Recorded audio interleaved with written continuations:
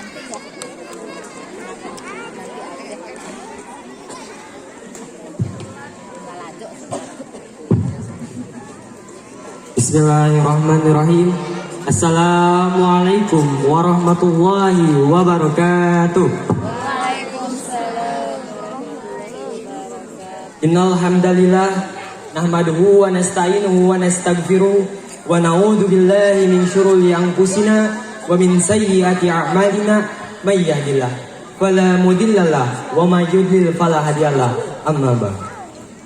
Asyhadu an la ilaha illallah wa asyhadu anna Muhammadan abduhu wa rasul alladzi la nabiyya ba'da. Pertama-tama yang paling utama, marilah kita panjatkan puji dan syukur atas kehadirat Allah Subhanahu wa taala yang dimana Dianya telah memberikan kita berbagai kenikmatan, di antaranya nikmat iman dan nikmat Islam.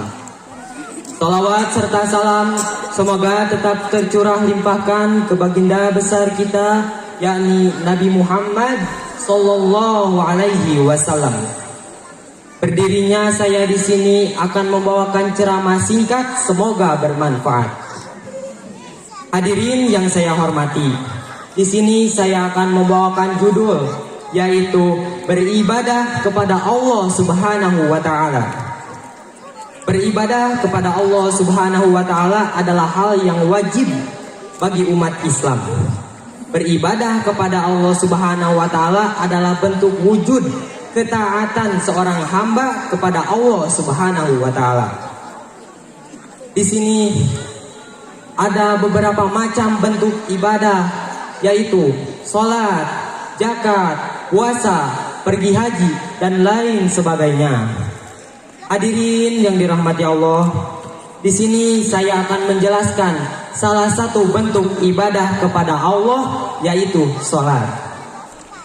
Salat adalah ibadah wajib bagi umat Islam karena di dalamnya itu terdapat gerakan dan bacaan tertentu, dimulai dari takbiratul ihram dan diakhiri dengan salam. Ada pula hadirin, menurut bahasa, salat adalah doa.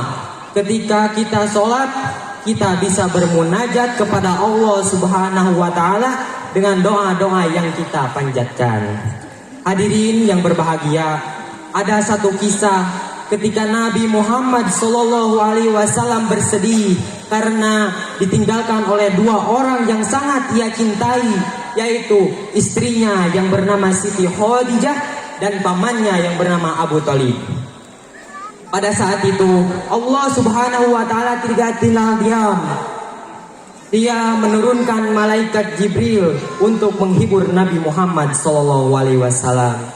Ketika itu Nabi Muhammad sallallahu alaihi wasallam mendapatkan perintah dari Allah Subhanahu wa taala, yaitu Isra Mi'raj. Ketika itu Nabi Muhammad sallallahu alaihi wasallam dan malaikat Jibril pergi dari Masjidil Haram ke Masjidil Aqsa, lalu naik ke Sidratul Muntaha dan bertemu dengan Allah Subhanahu wa taala. Pada saat itu Nabi Muhammad sallallahu alaihi wasallam mendapatkan perintah beribadah, yaitu salat. Nah, hadirin sekalian, salat awalnya adalah 50 kali dalam satu hari semalam. Namun berkat Nabi Muhammad sallallahu alaihi wasallam yang tadinya 50 kali dalam satu hari semalam, kita mendapatkan keringanan, yaitu dengan 5 kali dalam satu hari semalam. Hadirin yang dirahmati Allah, kita harus banyak terima kasih kepada Nabi Muhammad sallallahu alaihi wasallam. Hadirin, kenapa sih kita diwajibkannya sholat?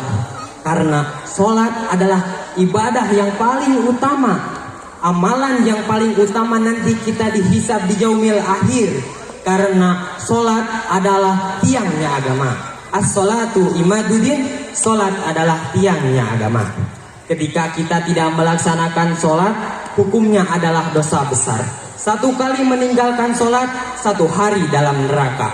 1 hari dalam neraka sama seperti 1000 tahun ukuran dunia. Lami pisahnya Bapak Ibu. Jadi hadirin sekalian, janganlah kita meninggalkan sholat. ada suatu lagu yang tentang dunia dan akhirat. Sim kuring badai nyanyi tapi ingin disonserikan ya. Soalnya sim kuring santri sanes musisi. Anu terang boleh ikut. Wahai manusia, jangan engkau tertipu daya oleh dunia yang fana.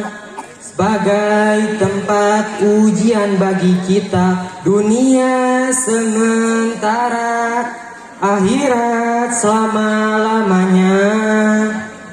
Orang kaya, orang miskin, raja-raja, rakyat biasa, semua pergi menghadap Ilahi. Dunia yang dicari.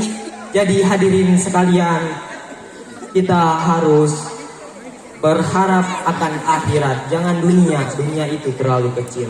Maka Allah Subhanahu wa ta'ala memaksa kita sholat 5 kali dalam 1 hari semalam untuk menunaikan urusan-urusan yang kita perbuat. Karena di dalam sholat terdapat kunci kebahagiaan, kunci kesuksesan, kunci datangnya rahmat dari Allah Subhanahu wa ta'ala.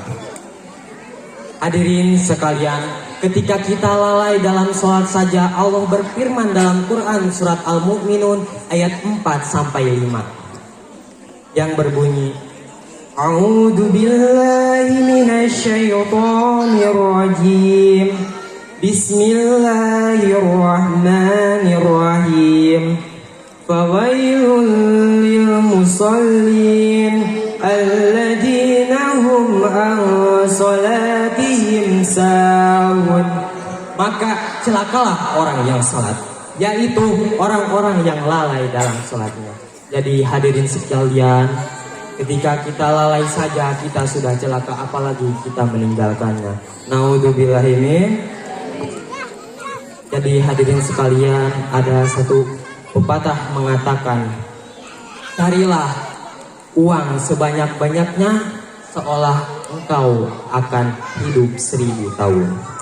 Akan tetapi carilah amal sebanyak-banyaknya seolah-olah engkau akan mati besok.